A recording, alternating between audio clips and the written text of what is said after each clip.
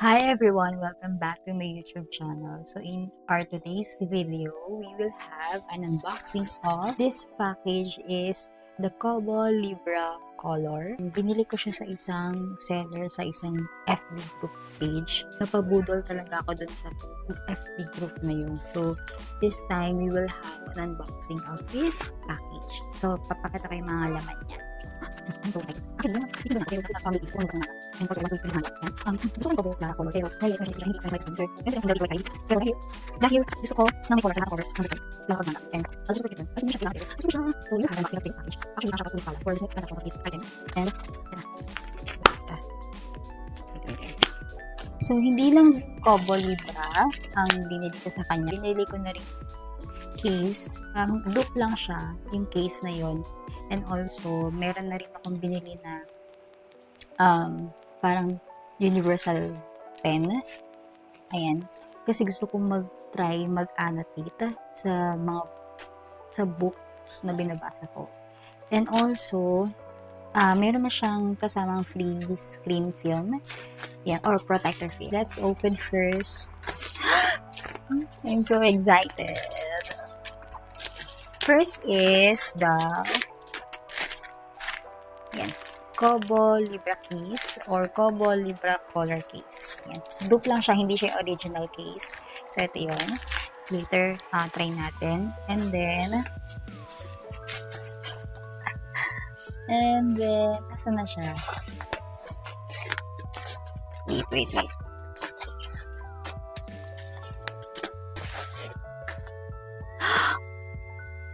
Oh my God! The Kobo Libra Color. Ang ganda ng packaging niya. Here, oh. Cute. Ang cute ng box. Oh my God. Okay, sige. Huwag muna natin buksan to. Try muna natin. Tingnan nyo isa. Okay, so wala. Here is the Universal Stylus Pen. Kasi medyo mahal yung mismong Kobo pen. So, ito na lang. Try muna natin siyang buksan. So, dito sa Universal Stylus Pen, meron siyang cable plus the manual. And meron siyang 2 extra tip yung mismong stylus. Black din siya! Okay, so matchy. So, yun yung Universal Stylus Pen. And, let's start unboxing the Kobo Libra Color.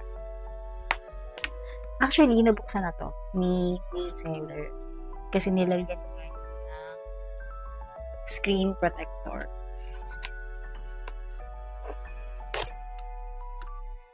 Tada! Wait. Sorry.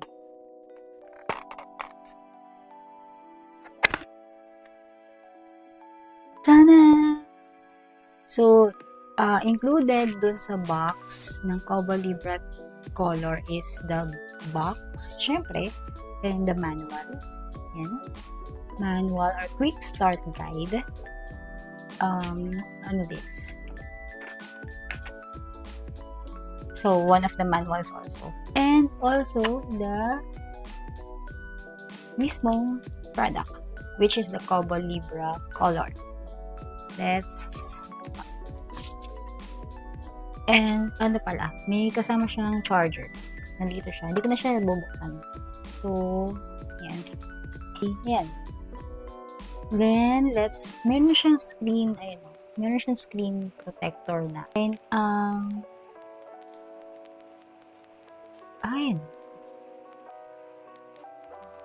ang ganda. Okay, let's open.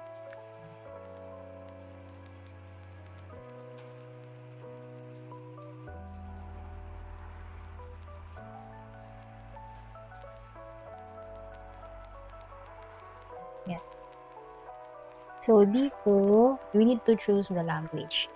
English. Yan. Welcome to Kobo. Yan. So, let's get started.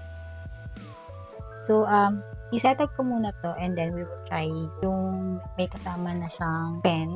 Ito-try natin yung pen plus yung may case. Ayan, so na-activate ko na yung Kobo Libra Color and then na-sign in ko na yung account ko. Medyo natagalan lang ako kasi nakalimutan ko na yung account ko sa Kobo. Pero ito yung itsura niya. Yan. Yan, colored na yung covers ng book. Kung i-compare natin dun sa size ng Kindle,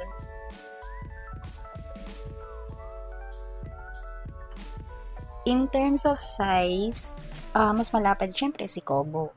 Mas mataas naman si Kindle. Sa weight niya, mas magaan si Kobo. Yung texture niya is parang premium. And also, syempre gusto ko yung button, up and down. Plus, ang ganda niya. Didiscover ko muna to.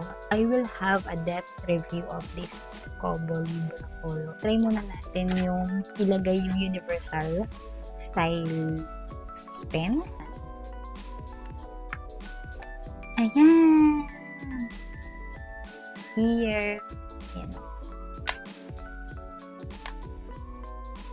Then, pag dito, yeah! Actually, nangangapa pa kasi nga first time ko magkaroon ng Kobo e-reader. So, magkakaroon di-discover ko muna and then i-share ko sa inyo yung in-depth review nito as mentioned kanina. Buksan muna dito siya. Ito pala open. Kailangan mag-blink and then here.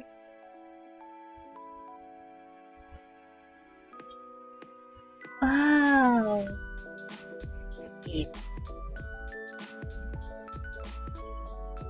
Hello, pwede siya. Yung universal. Ilagay na natin yung case. Yung case is, yan.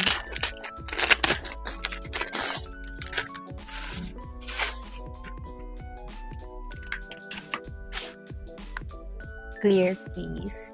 Ilagay natin siya dito.